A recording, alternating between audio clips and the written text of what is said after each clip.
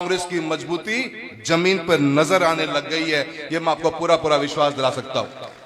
यह मजबूती के साथ आगे बढ़ रहे हैं और पार्टी के वरिष्ठ नेतृत्व ने, राहुल गांधी जी ने जो ऐलान किया संविधान बचाओ रैली, ये संविधान बचाओ रैली को अपने को समझना बहुत जरूरी है। सबने अपनी अपनी बातें कही है, मैं ज्यादा उसके ऊपर विस्तार से नहीं जाऊंगा, पर दो चार बातें अवश्य कहना चाहूंगा। मित्रों, ये हमारा नहीं, ये हमारे आने वाले कल का बहुत बड़ा चिंता का विषय है। ये हमारे आने वाली जनरेशंस का, हमारे आने वाले बच्चों के भविष्य का बहुत बड़ा चिंता का विषय है। तो उसको चिंता के अंदर अपने को जागरूक भी उसी हिसाब से होना पड़ेगा और ये आवाज गांव गांव तक पहुंचनी चाहिए।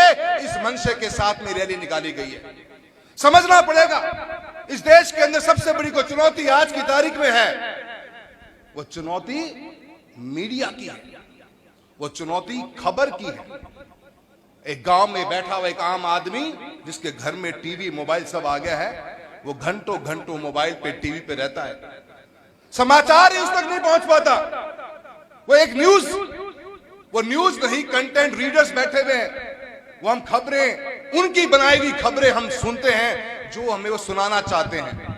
इसलिए हमारा दायित्व और भी बढ़ जाता है और हमारा सबसे बड़ा चैलेंज आज की तारीख में यही है कि सच्ची खबर न हमारे पास पहुंचती है, न हम उसका विश्लेषण कर सकते हैं और न उसका हम फैसला कर सकते हैं। फैसला हम कांग्रेस के कार्यकर्ताओं को उसी मजबूती के साथ लेकर आगे बढ़ना पड़ेगा। संस्थाएं के बाद संस्थाएं, उनके ऊपर प्रश्न चिन्ह लग गया है। आज ही सुप्रीम कोर्ट ने ईडी के लिए क्या कहा है? तमिलनाडु के अंदर शराब की दुकानों के केस के ऊपर सुप्रीम कोर्ट ने यह कहा है कि ईडी ने अपनी सभी हदें पार कर दी हैं। आज हमारे नेतृत्व राहुल गांधी जी जो बार बार मुद्दा पार्लियामेंट में उठा रहे हैं कि 40 लाख वोटर 6 महीने में महाराष्ट्र में कैसे जुड़ गए, बताइए तो सही। बताने के लिए कोई तैयार नहीं है। ये चिंता अपने लिए है, ये बच्चों के लिए है। सोचना पड़ेगा अपने को। ऐसी ऐसी योजनाएं लाकर, ऐसा एक देश में माहौल बनाकर, संस्थाओं के साथ में मजाक बनाकर इस देश के विकास की गति को, इस देश के मान सम्मान को कम करने का काम कर रही है, तो ये भाजपा सरकार दिल्ली में बैठे हुए कर रही है। इसके खिलाफ अपने को मजबूती से लड़ना पड़ेगा मेरे साथियों। राजस्थान के हालात, अभी बुढ़ानिया साहब ने बड़ी मजबूती के साथ बात कही है। पिक एंड चूज की राजनीति चल रही है। जिन लोगों को इस राजस्थान की चूरू जिले की धरा ने नकार दिया, वो लोगों की जिंदगी के साथ मजाक बनाने का काम किया है। इस पंचायती राज के पुनर्गठन के अंदर बट काटने का काम करें। ये फौजी साहब से ही कह रहे हैं, इनको बट आपा काटेंगा, पंचायती राज चुनाव आ जान दो, इनको बट आपा काटेंगा। पेपर लीक के मामले में आज कितने हमारे युवा परेशान हो रहे हैं। उन युवाओं की बात को सुनने को सरकार तैयार नहीं। किस मुद्दे को लेकर चुनाव में गई थी? क्या वादा किया गया था? क्या वो वादा पूरा हुआ? कोई वादा पूरा नहीं हुआ और कितने युवाओं के भविष्य के साथ खिलवाड़ करने का काम कर रहे। अध्यक्ष महोदय, मैं आपसे निवेदन करूंगा, टीकाराम जी आप बैठे हुए, राजस्थान का ये चूरू जिला है। हमने फसल बीमा के अंदर ऐतिहासिक काम किया है। हम बीते हुए 7 साल में 8,000 करोड़ रुपए का क्लेम ले चुके हैं और ये राजस्थान की भाजपा सरकार हमारा 2023 का बीमा गिटगी खाया नहीं, गिटगी। हम तरसते रह गए। हद इस बात की है, आप ही की सरकार दिल्ली में, आप ही की सरकार जयपुर में, डबल इंजन की सरकार, और आप ही की योजना, आप उसको भी खा गए। 2 साल से राजस्थान के चूरू जिले का 2023 खरीफ का क्लेम के मुद्दे के ऊपर मीटिंग नहीं बुला पा रही है। 2021 का क्लेम था हमारा 750 करोड़ रुपए का। कृष्णा जी बैठी है, बुढ़ानिया साहब बैठे हैं, हमारे इंडिया गठबंधन के साथी जो आज यहाँ मृगा मणिपुर का मैं नाम जरूर लेना चाहूंगा।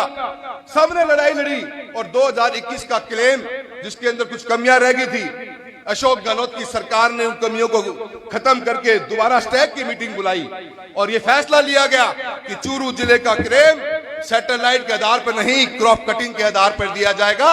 और 750 करोड़ का क्लेम वह भी या सरकार गिटगी या किसान और किसानी ने गिटनो चावा है, अपन ने लड़नो पड़ेगो, जद जाके अपनी पार पड़ेगी। मेरे युवा साथियों, किसान कौम के लोग बैठे हुए हो, गरीब लोग के लोग बैठे हो, मैं आपसे कहना चाहता हूं, और ये चूरू शहर के लोग बैठे हुए, 2 मिनट का समय लूंगा अध्यक्ष महोदय। मैं बात कम ही बोल ली है तो मैं कहते करना करना ना देखियो, नए हूं, सांसद भी तो हूं, 8 विधायक मेरे साथ हैं, तो थोड़ी बहुत मैं देख लियो। अगर से नगर का हमारा आरोपी बन रहा है, इस आरोपी के लिए लड़ाई हमने लड़ी। पहले तो ये बोलता कि ना ड्राइंग ठीक है, ड्राइंग में कमी को नहीं, क्योंकि हमारा सारा इंजीनियर्स बैठे हैं, वो सारा इंजीनियर्स बोला ना ड्राइंग ठीक है। इन्होंने ऐसा मजाक बनाया अपने लोगों को बचाने के लिए।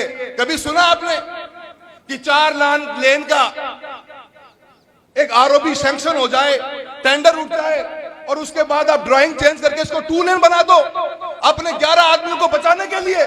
इस चूरू शहर के लिए मजाक बनाने का काम करते हैं ये भाजपा सरकार। हमने मुद्दा उठाया, मैं तो अपने फर्ज को निभाते हुए मैं तो सीएम महोदय के पास तक भी गया। मैंने कहा आपके द्वारा ड्राइंग किए गए और आपके द्वारा चुने गए जिनको जनता ने नकार दिया है, वो अपनी खुद की पर्सनल राजनीति के फायदे के लिए इस चूरू जिले की, इस चूरू शहर की 1.5 लाख की जनता के साथ मजाक बनाने का काम करना चाहते हैं। इसको रोकिए। घोषणा कर दी, पर आज तक भी उस काम के बारे में कोई चर्चा को नहीं। रुपया 100 करोड़ चाहिए और चूरू शहर, चूरू जिला वो 100 करोड़ पे लेकर रहेगा, और एलिवेटेड रोड हमारी बन के रहेगी। इसको लड़ाई को भी अपने को लड़ना पड़ेगा।